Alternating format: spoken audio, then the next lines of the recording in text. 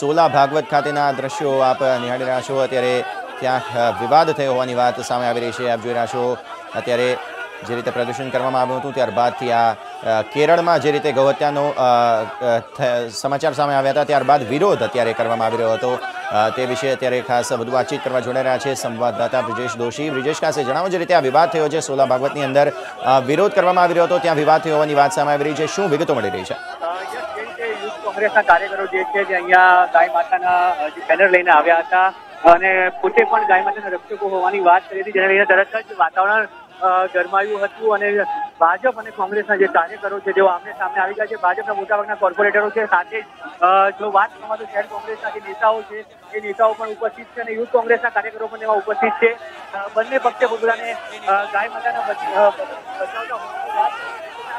જોઈ શકો છો એ પ્રમાણે બંને પક્ષો વચ્ચે ઉગ્ર બોલાચાલી અને મારામારી થઈ રહી છે। જે દ્રશ્યો આપણે બતાવી રહ્યા છીએ જે પ્રમાણે બંને પક્ષના નેતાઓ સામે આવી ગયા, પથ્થરમારા સુધીની વાત આવી ગઈ છે, એકબીજા સામે પથ્થરમારો કરી રહ્યા છે। કહી શકાય કે રાજકારણના નામે બંને પક્ષોની એક આ કડવી અને કરવી વાસ્તવિકતા છે જે જોવા મળી રહી છે। ગૌ માતાના નામે જે રાજકારણ જે ગરમાવાનો પ્રયાસ હતો એ પ્રયાસ થઈ રહ્યો છે અને સાથે બંને પક્ષો સામે એકબીજાની પર પથ્થરમારો હાલ કરી રહ્યા હોય દ્રશ્યો પણ કેમેરામાં દેખાઈ રહ્યા છે, જે ખૂબ જ નીચલી કક્ષાનું રાજકારણ કહી શકાય તે પ્રકારની સ્થિતિ અહીંયા ઊભી થઈ છે। દ્રશ્યોમાં આપણે જોઈ શકીએ છીએ કે આ પ્રમાણે જે વાત થઈ છે એકબીજાની સામે પથ્થરમારા થઈ રહ્યા છે, ઉગ્ર બોલાચાલી અને વિરોધ ભાજપના નેતાઓ, કોર્પોરેટરો અને શહેર કોંગ્રેસના નેતાઓ છે સામે આવી ચૂક્યા છે અને અત્યારે જે છે મામલો શાંત પાડવાનો પ્રયાસ થઈ રહ્યો છે। શહેર પ્રમુખ ચેતન રાવલ અને સાથે તેમની સાથે જે છે ભાજપના કોર્પોરેટરો છે મામલો શાંત પાડવાનો પ્રયાસ કરી રહ્યા છે, પણ તે પહેલા મામલો વિકસ્યો હતો અને જે પ્રમાણે એકબીજા સામે પથ્થરમારો થયો એ ખૂબ જ ગંદુ દ્રશ્ય અને ગંદુ રાજકારણ અહીંયા જોવા મળ્યું છે। જી બિલકુલ, ખાસ કયા પ્રકારના કાર્યક્રમનું આયોજન હતું જેની અંદર આ વિવાદ થયો છે? જે આ કાર્યક્રમ છે, આ કાર્યક્રમ જે છે ગૌ હત્યાના વિરોધમાં કાર્યક્રમ ગોઠવવામાં આવ્યો છે ને 48 કલાકના પ્રતિક ઉપવાસની વાત કરવામાં આવી છે।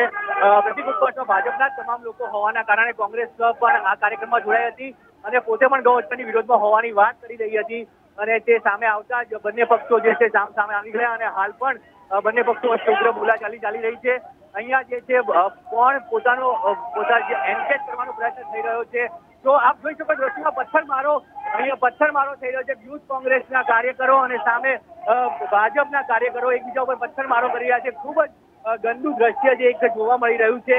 રાજકારણ ગૌ માતાના નામે રાજકારણ રમવાનો જે પ્રયાસ થઈ રહ્યો છે બંને પક્ષો દ્વારા, ભાજપ અને કોંગ્રેસના નેતાઓ આમને સામને આવી ગયા અને આ પ્રકારની જે કહી શકાય કે પથ્થરમારાના દ્રશ્યો સર્જાયા છે, જે રીતે તોફાન થતું અને હુલ્લડ થતું હોય તે પ્રકારની મારામારી સામે જોવા મળી છે। બંને રાજકીય પક્ષના કાર્યકરો છે, તેમ છતાં આ પ્રકારની ઘટના ખૂબ જ દુર્ભાગ્યપૂર્ણ કહી શકાય છે। કઈ બાબતને લઈને બંને પક્ષો વચ્ચે વિવાદ સર્જાયો હતો?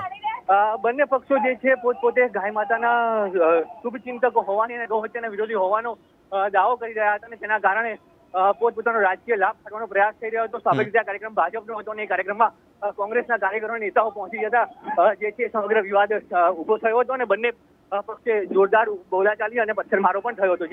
જી બિલકુલ, અત્યારે સ્થિતિની વાત જાણવા માંગીશું, નેતાઓને ખાસ કયા પ્રકારની ઈજાઓ કે કોઈ વાત થઈ છે અત્યાર સુધીની વાત જો પ્રત્યક્ષદર્શી સામે આવી હોય તો?